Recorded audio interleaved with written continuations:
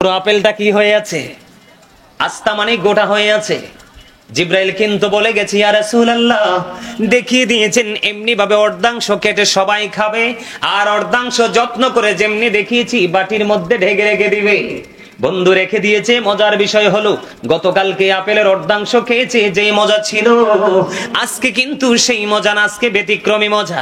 একদিন চলে গেল, রাত চলে গেল, পরের দিন আবার যখন ঢাকনা সরালো, ঢাকনা সরানোর পরে চাইয়া দেখে আজকে আপেলটা পুরো আবার গোটা হয়ে আছে। আবার সিস্টেম অনুযায়ী কাটলেন, কাটার পরে বন্ধু আজকে অর্ধাংশ খাইলেন, অর্ধাংশ খাওয়ার পরে দেখে গতকালকের মতো মজা না, আজকের মজাটা অন্য দিনের চাইতে ব্যতিক্রম। এমনি করে করে করে করে বন্ধু 1 মাস নয়, 2 মাস নয়, 2 বছর পর্যন্ত এই আপেলটা যখন কেটেছে ভিন্ন ভিন্ন স্বাদ পেয়েছে। 2 বছর পরে জান্নাত থেকে আসা আপেল অদৃশ্য হয়ে যায়। মেহমানদেরকে সর্বোচ্চ মেহমানদারি করা হচ্ছে ইমানদারের কাজ। কি করা? আজকে আপনার সামনে যারা আছে, যারা আমরা এসেছি, আপনাদের পক্ষ থেকে সময় দেওয়া আদবের সাথে, এটাই হলো সর্বোচ্চ মেহমানদারি আজকের জন্য। কি বলেন? ঠিক না বা ঠিক? আরো জোরে। আরে কথা কইতে পারে না। এখন এত অসুস্থ হয়ে পড়লে হইব? হ্যাঁ, এত অসুস্থ হয়ে পড়লে হবে না। শরীর অসুস্থ হয়েছে তো কি হয়েছে, মেডিসিন দিলে অটো ভালো হয়ে যাব। কিন্তু মনে যদি রোগ হয়, এই রোগ কে ভালো করব? এই রোগ ভালো করতে হলে আমাদের ইমানই জজবা, ইমানই চেতনা লাগবে। ঠিক না বে ঠিক? আপনারা মনে হয় ভাবতেছেন মরার পরের জীবনটা সহজ। এটা কি সহজ না কঠিন? আরো জোরে কোন, আরো জোরে। আল্লাহ কই, ইন্না বাতশা রাব্বিকা লাশাদীদ, the seizing of Allah is difficult.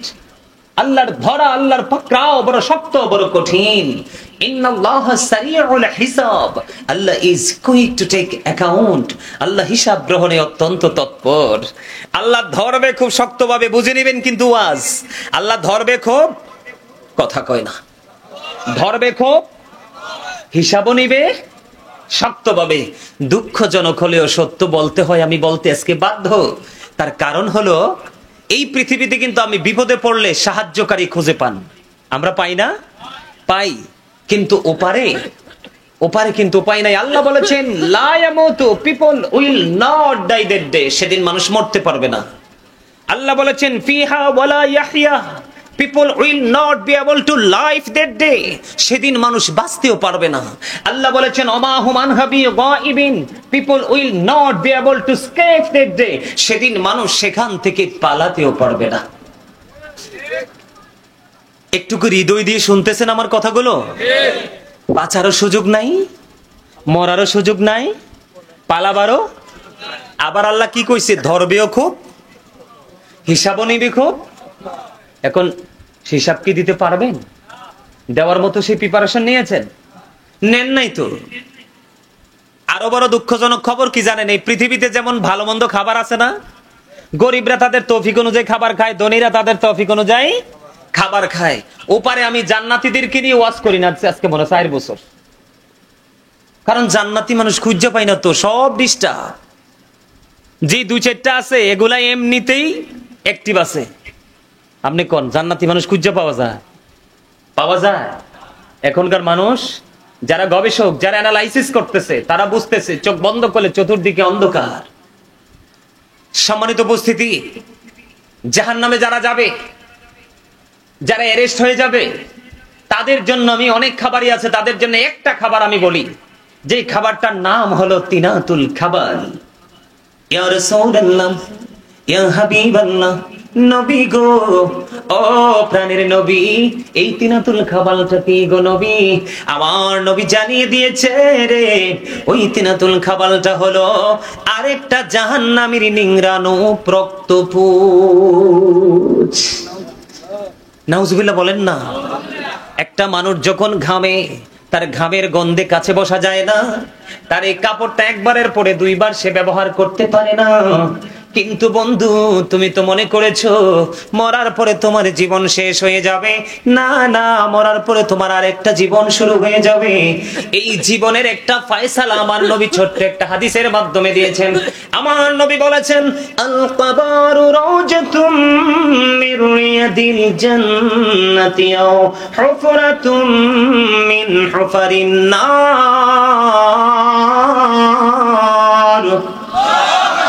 আমার নবীজি জানিয়ে দিয়েছেন, কবরটা জান্নাতের একটা বাগান হবে, জাহান্নামের একটা গর্ত হবে। ও বন্ধু, জাহান্নামের গর্ত হবে, তাদের জন্যই তিনাতুল খাবার বরাদ্দ হবে। এটা জাহান্নামের নিংড়ানো রক্তপুঞ্জ।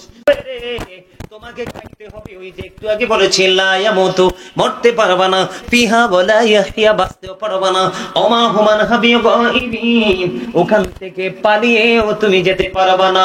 কি হবে রে সেদিন তোমার উপায়? সারাটা জীবন তুমি শুধু নষ্ট পথে হেঁটেছো।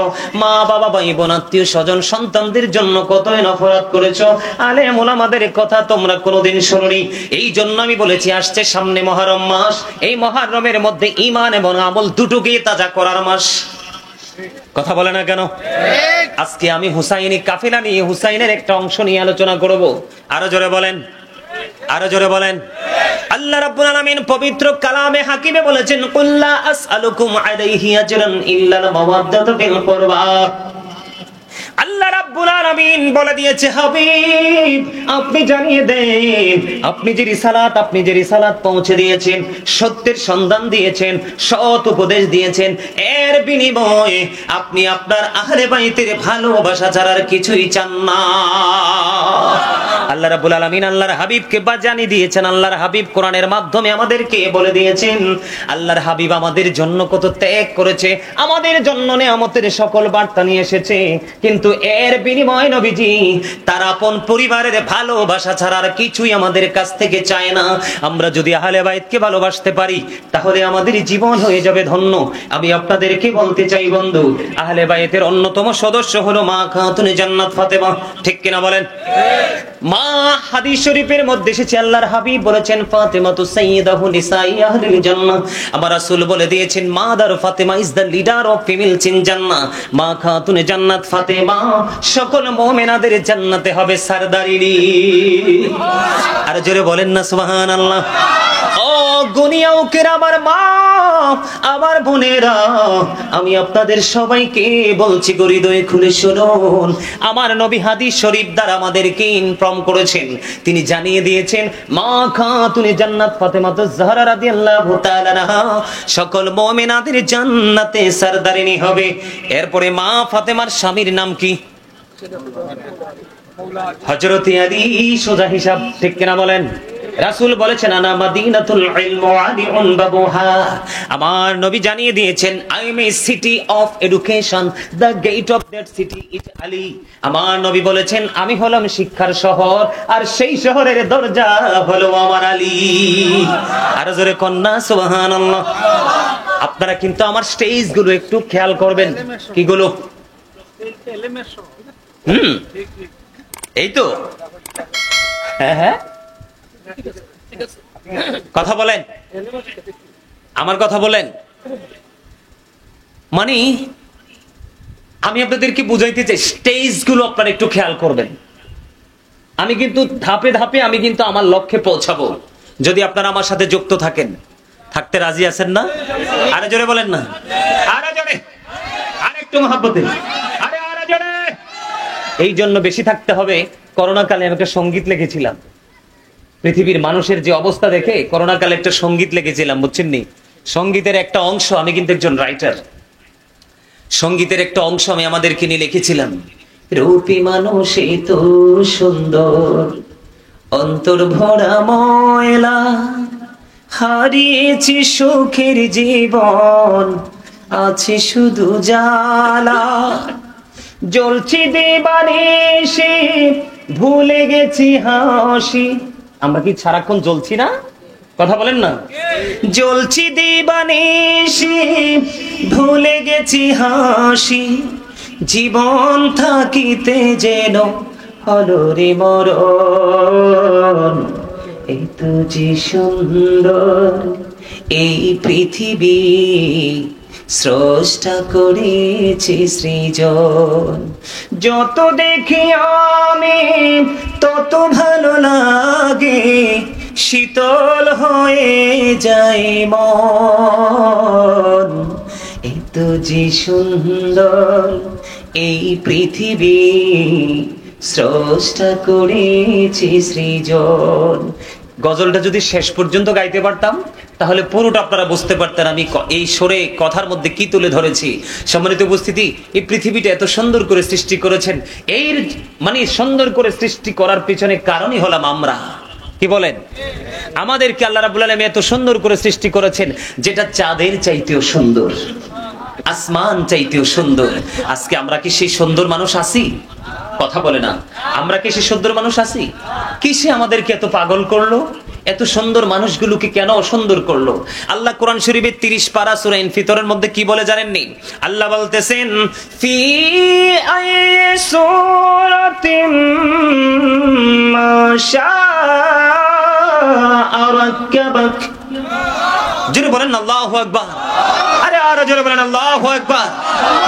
আল্লাহ ক্রিয়েটেড দ্য মাইন্ড। আল্লাহ বলতেছেন আল্লাহর ইচ্ছে মতো করে আমাদেরকে গঠন করেছেন, আল্লাহর মন মতো করে আমাদেরকে গঠন করেছেন।